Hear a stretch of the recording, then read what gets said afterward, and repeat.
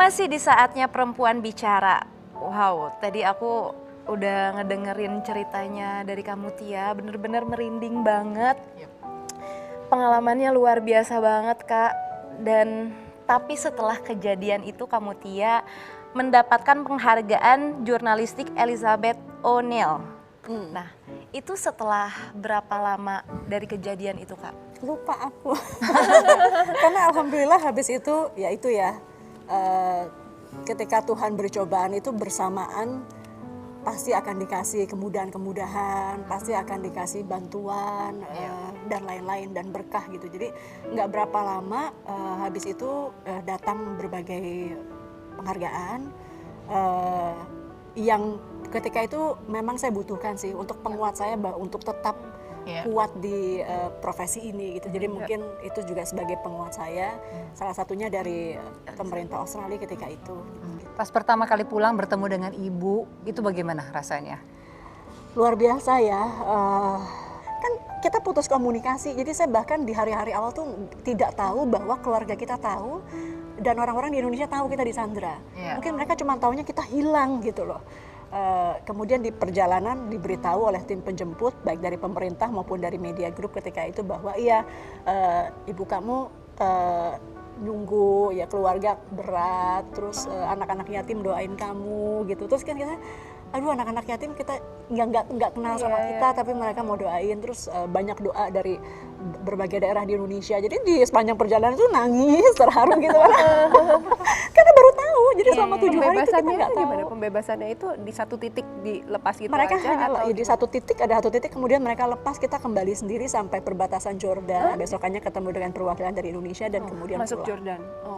Ada satu titik yang sampai gini nggak? Wah, udah kapok nih, nggak mau lagi nih jadi wartawan gara-gara disandra. Enggak sih, alhamdulillah enggak. Karena waktu itu ya di rumah saya, ibu saya cerita di rumah tuh wartawan tuh numpuk, tidur juga di situ. Jadi mama tuh juga ya saya bersyukur dia ikut masak-masak, ikut jamin makanan, itu membantu dia supaya nggak terlalu sedih. Sekarang masuk ke dunia politik, backgroundnya jurnalis. Itu pertama kali belajarnya susah nggak? Susah, tapi Apa saya yang punya paling sulit? teman-teman yang dulu saya wawancara. Teman-teman politisi yang dulu jadi narasumber saya, yang ngajarin. Modal dari jurnalis ini, pekerjaan jurnalis ini untuk masuk ke pekerjaan berikutnya sebagai politisi itu apa paling banyak? Network kah atau Komunikasinya, karena kita kan salah satu tugasnya juga adalah penyerapan aspirasi. Kalau ngobrol aja sih biasa mungkin orang bisa ya, tapi dari obrolan itu informasi apa yang penting untuk ditarik, mana yang harus diperjuangkan, mana yang harus prioritas, itu yang saya banyak belajar ketika saya jadi jurnalis gitu. Pengen tahu prosesnya ketika akhirnya dipinang untuk menjadi seorang politisi. Tiba-tiba ada yang datang nawarin gitu loh. Jadi itu juga yang membuat saya ngerasa, oh ini mungkin jawaban dari pertanyaan saya gitu ya. Habis ini apa, saya harus apa? Saya terus bertanya setelah kejadian di Irak itu. Berat banget ketika itu meninggalkan, nangis-nangis, debat sama teman-teman wartawan yang waktu itu banyak juga yang kurang rela saya masuk ke, ada yang support, ada yang kurang rela gitu, tapi akhirnya saya putuskan masuk, dan ketika saya masuk ya alhamdulillah teman-teman support semua, supportnya juga dalam bentuk kritikan ya, dan bisa pedes-pedes teman-teman wartawan memang pedes, dan memang itu mungkin yang saya butuhkan. Dan kemudian jadi anggota DPR juga ya idealisme pada masing-masing wakil rakyatnya, bukan pada badannya. Itu yang dirasakan ya Mbak Muti? Paling tidak itu dulu. Karena kalau kita langsung mau ke keseluruhan DPR ada 575 orang, jadi 574 lainnya. Nanti cunang lagi ya Mbak ya? Maksudnya,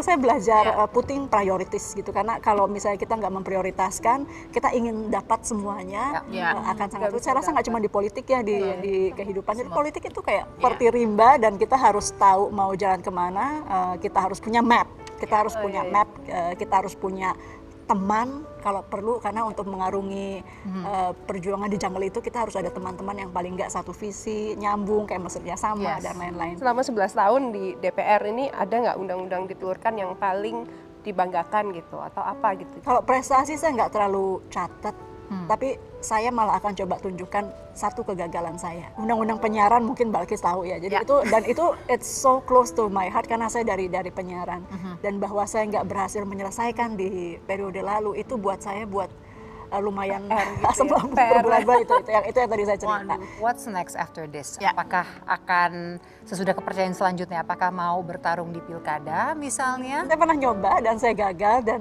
saya rasa saya bukan tipe orang yang maju untuk pilkada karena itu jauh lebih berat ternyata. For now, Dan saya sangat bangga dengan teman-teman perempuan yang berhasil menjadi kepala daerah gitu melalui cara-cara yang benar. Menurut saya mereka amat luar biasa. Atau membayangkan di eksekutif?